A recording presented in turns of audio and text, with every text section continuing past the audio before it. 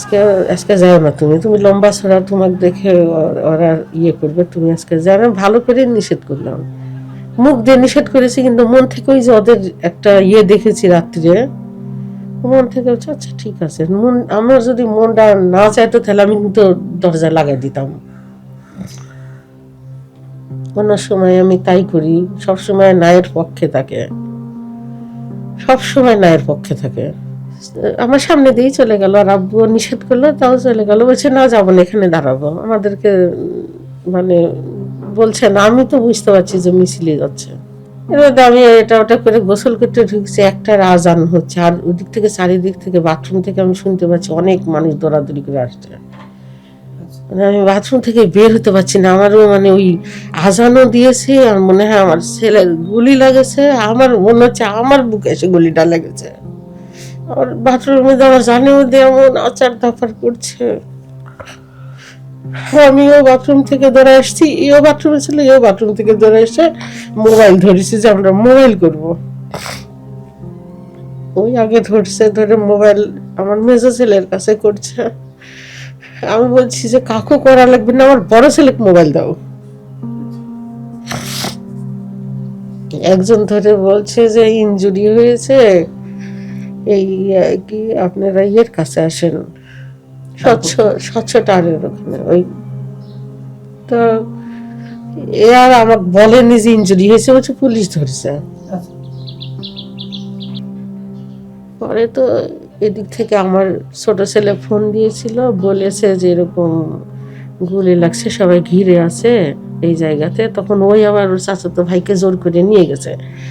পরে এরা আবার গেছে, যা দেখছে যে ওখানে ওই সোয়া দুইটার দিকে, হ্যাঁ 2টা সোয়া পরে আছে আমার ছেলে, আর কি মারে ফেলেছে। পরে শুনলাম ওই বাড়ির লোকজন এসেছিল, এসে বলছে যে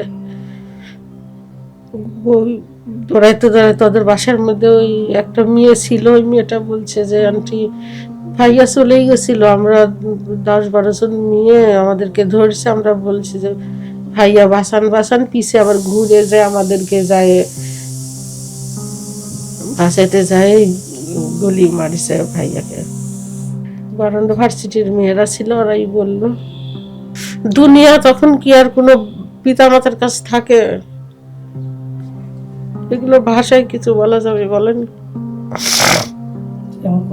আমি তো জানি না আমার মেডিকেল থেকে আমাকে কিভাবে নিয়ে আসছে, কি হয়েছে, আমি কিছুই তো জানি না। কি করে বলবো এই অনুভবটা? আমি তো জানি না। আমি এখানে যখন আমার আমি যখন বুঝতে পারছি, তখন দেখছি যে আমি খাটের উপরে শুয়ে আছি, আর আমার ছেলের মাইকিং করছে। আমি কয়েকদিন আগে স্বপ্ন দেখেছিলাম যে আমি মারা গেছি, আমার মাইকিং হচ্ছে।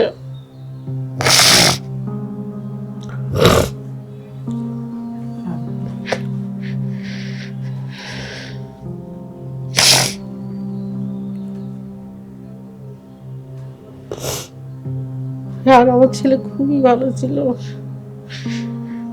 এতই ভালো ছিল। আর বাপকে কাজ করতো, খুব হেল্প করতো। বয়স হয়ে গেছে একটু, ওই জন্য ওরা আব্বুকে ভারী কাজগুলো করতেই দিত না। আমার নিজেরও বাথরুম ধুত, চাদর কাঁথা কম্বল সবই কাছে দিত। আমি এগুলা কাজ আমি করতাম না, ওই করে দিত। আমার বাড়ির এটা বট গাছ।